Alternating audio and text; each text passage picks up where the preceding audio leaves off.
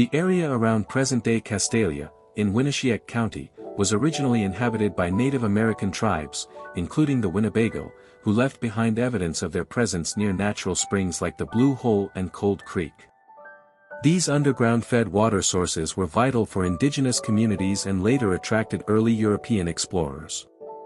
The first recorded European activity dates to the 1830s, when settlers from Ohio and Michigan built water-powered mills in the region, including a corn mill in 1839 that could process 15 bushels daily. However, tensions with British forces and Native Americans during the War of 1812 briefly displaced these pioneers, though they returned resiliently.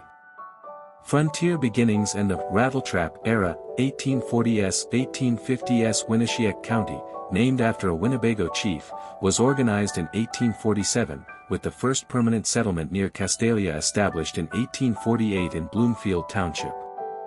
The nascent town, initially known as Rattletrap for its rudimentary state, consisted of just one log house run by Irish settler Mrs. John Powell, a formidable figure known for her sharp wit.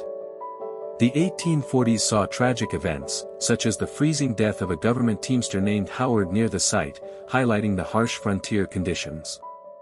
By the 1850s, the population grew to a handful of families, supported by farming and the reliable, year-round flowing springs that powered mills even in winter.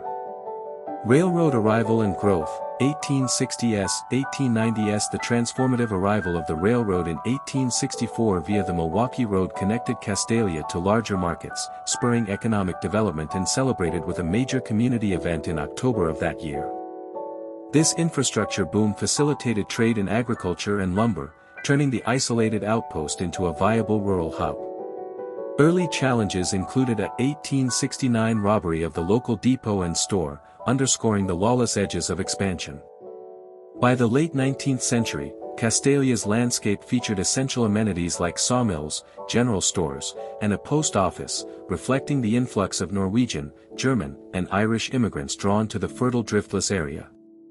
Incorporation and community building, 1900s, mid-20th century. Castalia officially incorporated as a city in 1902, marking its transition from a loose settlement to a self-governing entity with a population hovering around 200. This period saw the establishment of key institutions, including schools, churches like St. Anthony of Padua, and a volunteer fire department, fostering a tight-knit rural identity. Baseball teams and local leagues became cultural staples, symbolizing community spirit amid agricultural prosperity. Immigrants like Hungarian native Steve Sabo, who arrived in 1915, added to the town's diverse fabric, contributing to its role as a quiet agricultural center in northeast Iowa. Modern era and preservation, late 20th century, present today, Castalia remains a small, aging community with a 2020 population of 145, emphasizing its rural charm and historical preservation.